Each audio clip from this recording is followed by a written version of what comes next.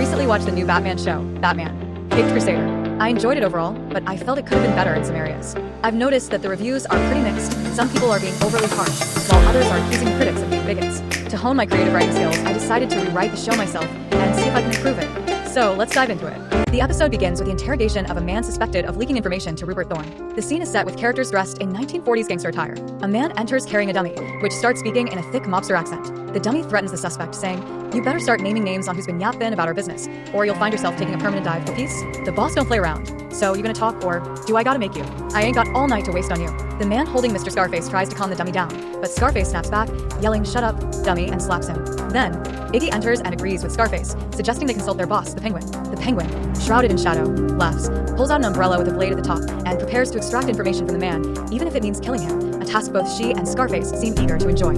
At a museum, some of Rupert Thorne's gang are robbing the place. One of them is anxious about getting caught, but Jack Napier reassures him with a sinister laugh, saying that half the cops are on Thorne's payroll.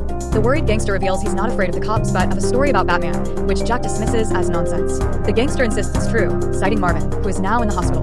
Batman arrives, takes down the gangsters, and the building explodes. Jack Napier narrowly escapes, hinting at a future rivalry with Batman.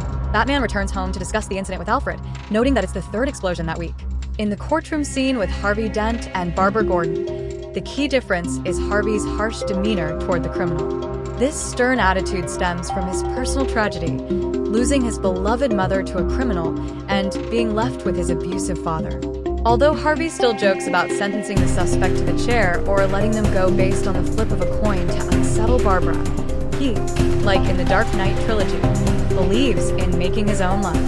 In the scene where Batman interrogates a city official, he learns that the Penguin is behind the effort to bury evidence. The iceberg lounge out scene remains largely the same, with the Penguin performing, Arnold Flask hitting on her, Bullock being mocked, and Barbara and Jim Gordon arriving. Gordon notes that many attendees wanted to fail, and both he and Barbara clearly dislike the event. Harvey Dent still makes his entrance, introducing himself to Jem and revealing he knows his daughter. Bruce Wayne arrives on his motorboat to investigate drug activity on the yacht.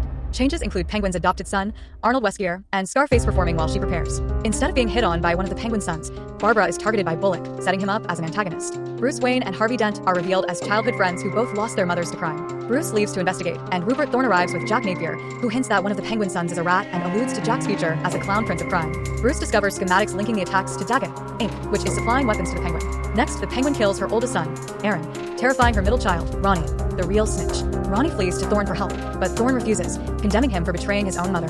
Desperate, Ronnie seeks police protection, but the police station explodes. Barbara, Jim, and the other officers survive. Batman defeats the Penguin and Iggy, but Thorne still retains near total control over the city.